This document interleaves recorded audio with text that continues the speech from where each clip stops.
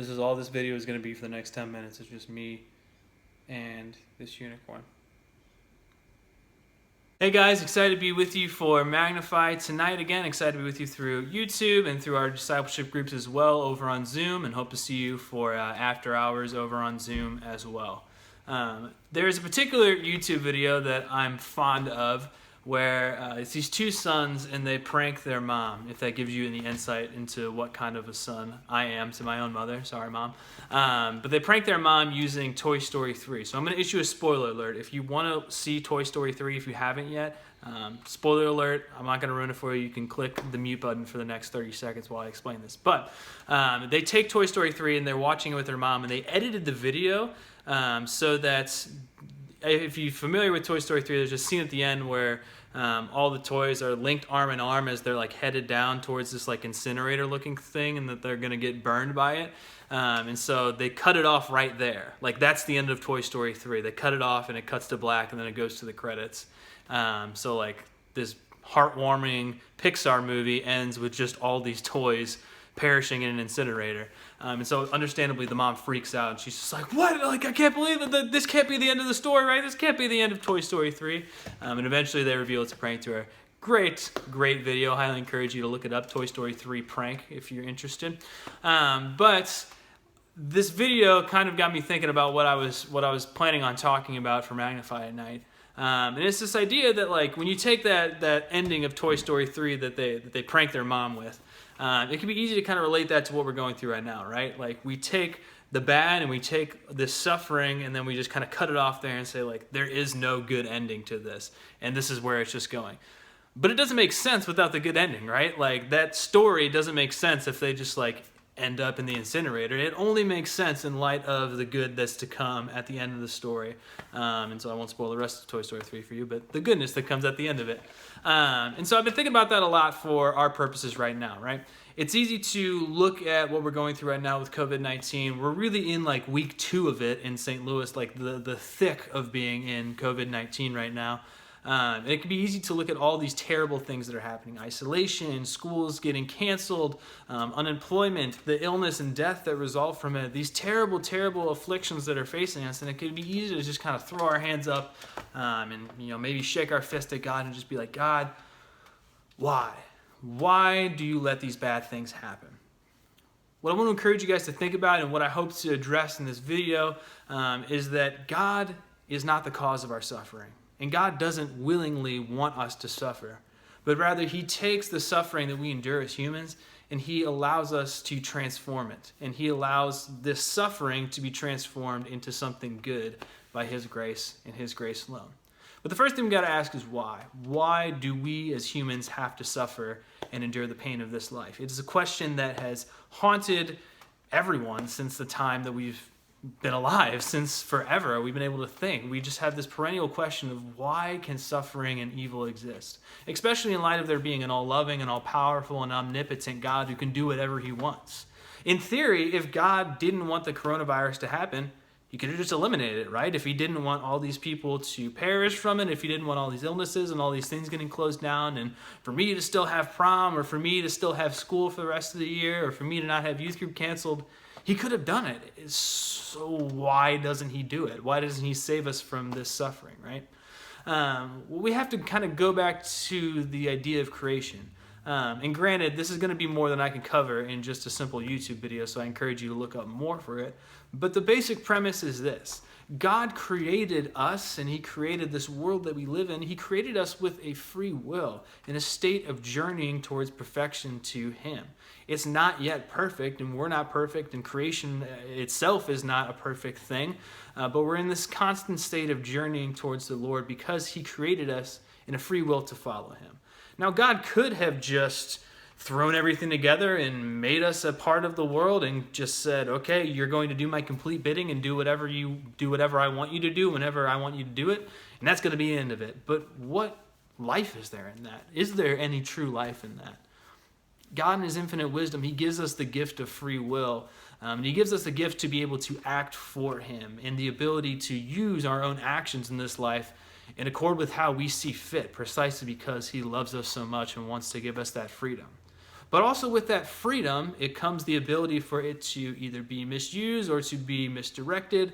And so we see the introduction of evil and suffering into the world, and that these things exist. It's not God willingly saying, I want you to suffer in this way. I want to inflict this evil upon you, and then I'll bring some good out of it. Or like, this is why this is a part of my plan now, and then I'm going to get some good out of this suffering later. God never, ever, ever willingly intends suffering for you. But what God can do is that he can take the suffering that exists in this world as a result of our own free will and our own human freedoms. He can take the evil and the suffering that exist, and he can transform it into good.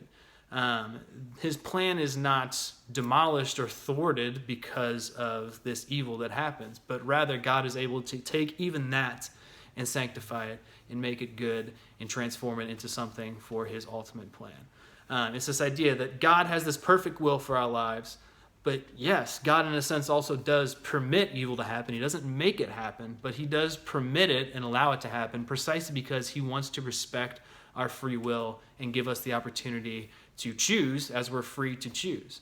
So in the midst of this suffering, we also have the opportunity to look at our sufferings in quite a similar way, right?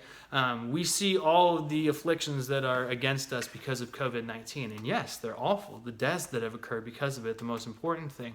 The illnesses, the shutdown of society, the unemployment, the fighting in politics, and maybe in your family as well, as you guys have been together. But it's also important to look at the opposite end of the spectrum too, and to recognize, even in the midst of this suffering that we're enduring as humans, how is God transforming that for the good? And how is he taking even this thing that we're going through right now and transforming it for the good according to his plan and proving to us that he loves us?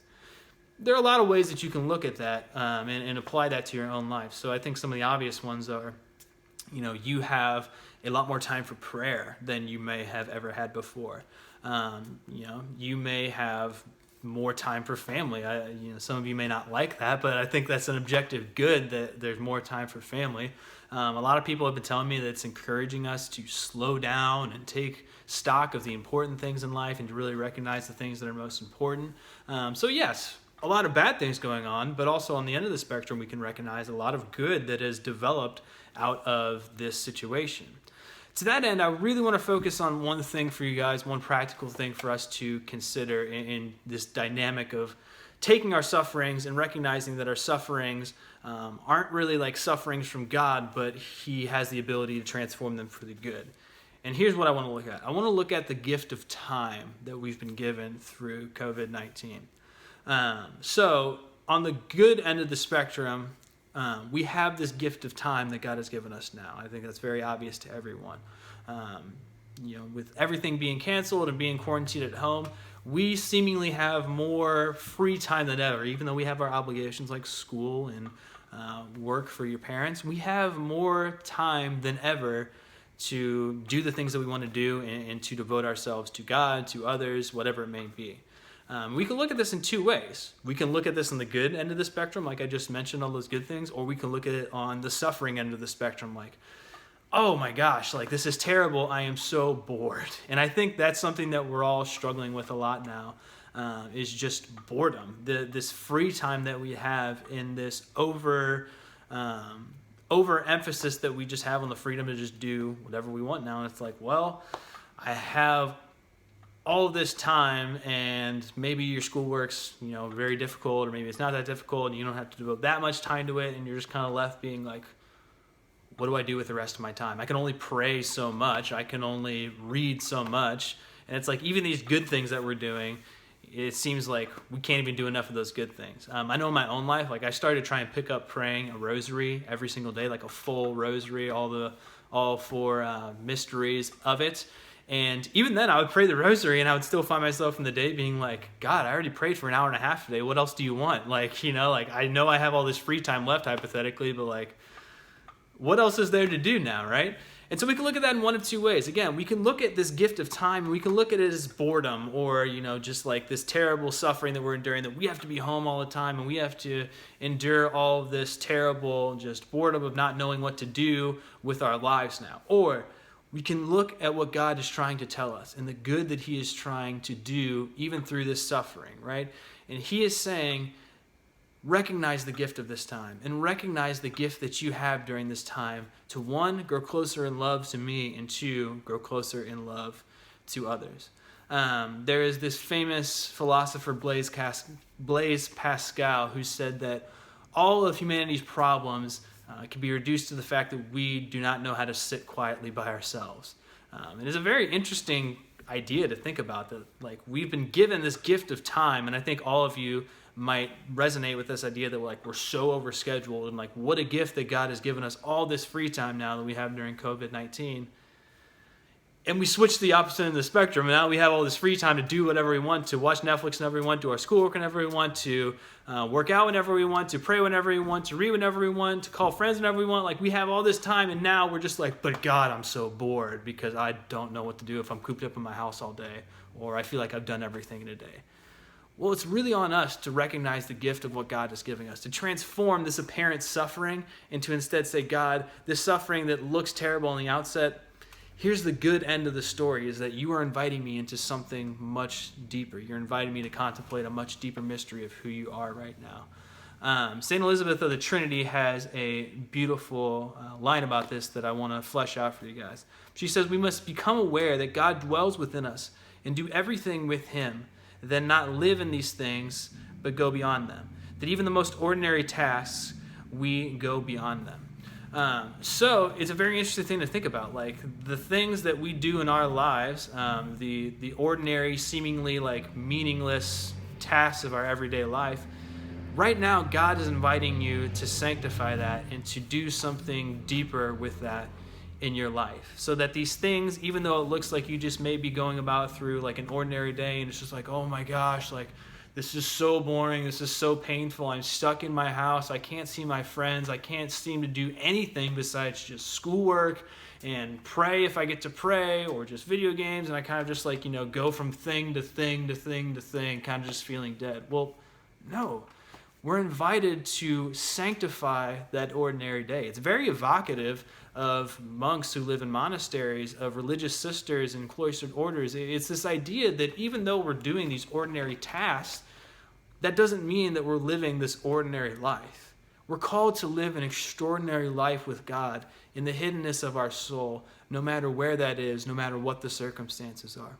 So, to that end, what I want to encourage you guys to do is you can look at your suffering one of two ways. You can look at your suffering as either like a rebellion, like I'm going to just rebel against these sufferings and I'm going to just lament and say that they're awful and life is terrible, or you can resign yourself to the sufferings. And to that end, we're getting very close to Easter here. I would evoke the idea of St. Dismas on the cross. St. Dismas was the good thief next to Jesus.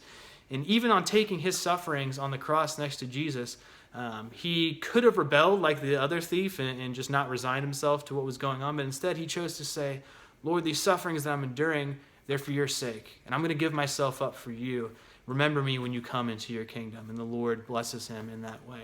So that is my encouragement to you guys right now. No matter what suffering it is, but especially with the suffering, apparent suffering right now of boredom and just like feeling like you have nothing to do, I'd invite you to think about this. Sloth, the vice of sloth, it's described as like an apathy towards life. Or it's not just like laziness, like I'm just feeling lazy so I'm not going to do anything. But it's described as like this apathy towards life and not really accepting the reality of life as it is, and fully embracing it for the beauty and glory that we're being offered in this present day. I'd encourage you guys to really lean into this time, as even though it's ordinary, even though there are, we just go about our day and it seems like everything's just boring and we're just doing the same thing over and over and over again each day. Well, first, on the one hand of the spectrum, recognize like what a minor thing it is to be bored, and that like that is the least of sufferings in the world right now, of course.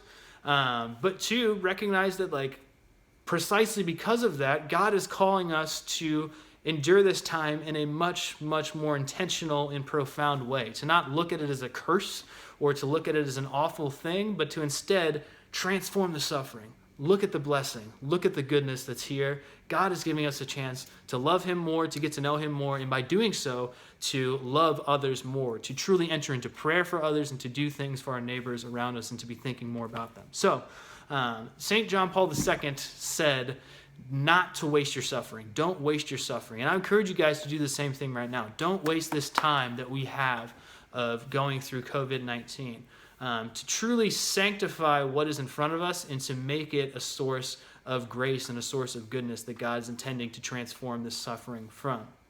So to that end, I'm going to offer some really quick practicals to end. And I'm going to throw some stuff down in the show notes. I was thinking like St. like Pints of Aquinas, so that's where my head's at. Like, rate, subscribe. However, I'll throw some stuff down in the description at the bottom of this video at the end, some more practicals for you. But the overarching thing that I want to invite you guys to do is to be intentional with each day. Now, I know that word intentional is kind of like a buzzwordy thing to say. So I want to flesh that out a little. Like, be intentional about your day, and don't look at each day as like, well, I'm just waking up and just kind of trying to figure it out and just do whatever until I get to sleep, and then I'll wake up the next day and hopefully this whole thing ends within a month. Truly sanctify your day and make the ordinary things that you're doing very intentional with purpose. That's the difference between the saints and the regular people, right? The saints look at their day with a divine sense of purpose in what they're doing for that day. They wake up and they say, what is my purpose today? Who am I living for? I'm living for Him. I'm living for God, and I'm living for what's above. So first off, when you're looking at your day intentionally, prioritize prayer. Look at the places in your life where you can schedule prayer throughout your day. You have more time than ever before to schedule prayer throughout your day. So I really invite you to take this time to schedule prayer and to make it intentional. God, this is the time that I'm going to give you each day. This is my first priority each and every single day, these times of prayer. If you need some suggestions, consider praying through a book of the Gospels, Matthew or Mark or Luke or John. Just pick one and read through it for the next few weeks and pray with it very intentionally.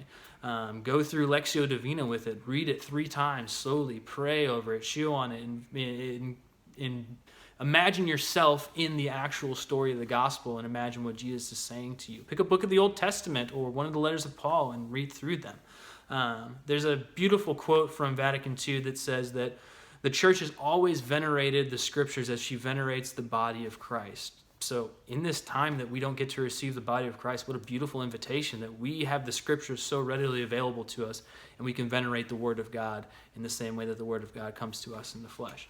Secondly, I encourage you to take this one as I say it, but give your family the time that they deserve. Truly, truly, truly. Give your family the time you deserve. You have a lot of time for your family now. So I invite you, spend time talking with your mom, with your dad. Ask them about their life, how they're doing, how they're feeling about all this, how they're doing with their work throughout all this. Spend some time with your siblings, playing with them and doing things with them, and not just being locked up in your room by yourself. Go outside of yourself for them. It'll be a great way to show your love for them. Third, do the things that really matter and give purpose to your life. So for a lot of you right now, you have schoolwork. That would obviously fall into this category. So schedule that and make that intentional into your day of the schoolwork that you have to do.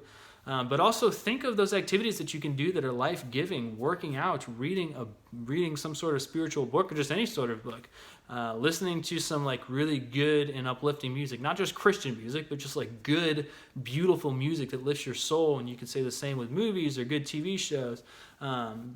I'd also put in that, like, what are things that you can do service-wise that can go outside of yourself?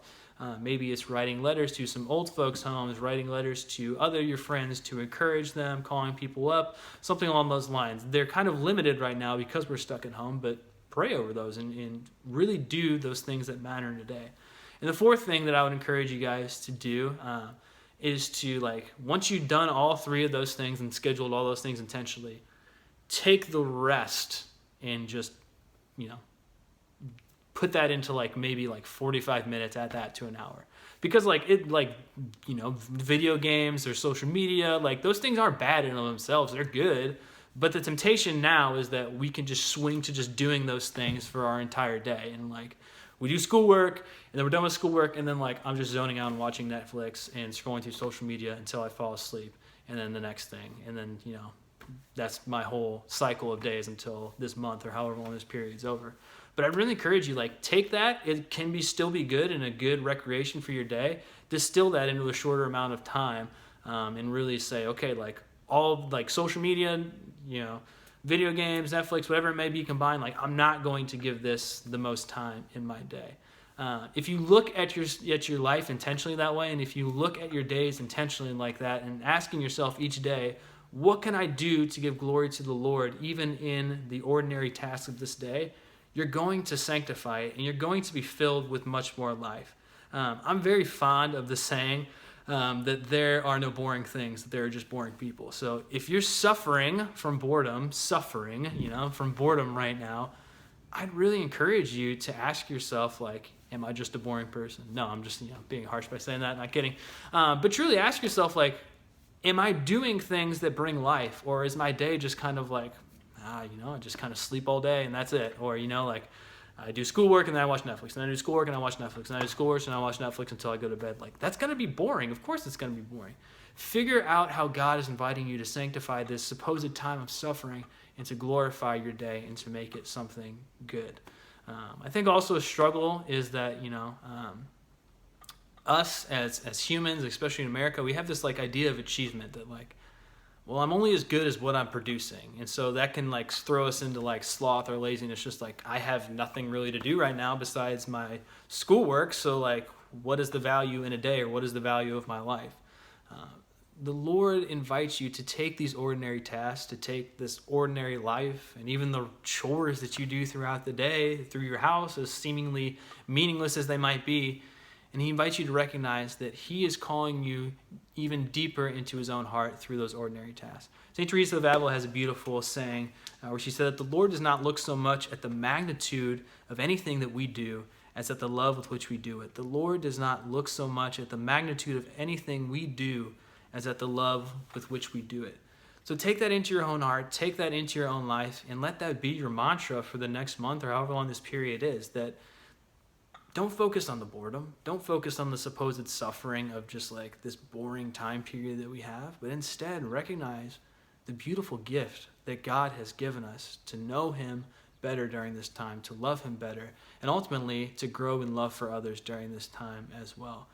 Brainstorm how you can make your day intentionally wrapped around him and intentionally focused on your purpose in him, and brainstorm how you can use your day in order to glorify him and to serve others, and putting everybody and God before yourself ultimately and before the things that you want to do. If you do that, this time will not be boring. You will not face boredom, but this time will be sanctified, and it will be a glorious time where we'll be able to journey deeper into the heart of Christ, even in the midst of these sufferings. Always remember, God doesn't give us suffering. He doesn't say, I'm going to inflict this suffering upon you. But instead, he takes the sufferings that we endure and invites us to recognize the good in them, and invites us to a deeper reality of his plan that will take place through that goodness. So thank you guys so much. I can't wait to see you guys in discipleship groups. Love you all. I miss you. I hope we will be united again soon through Magnify. Know of my prayers for you.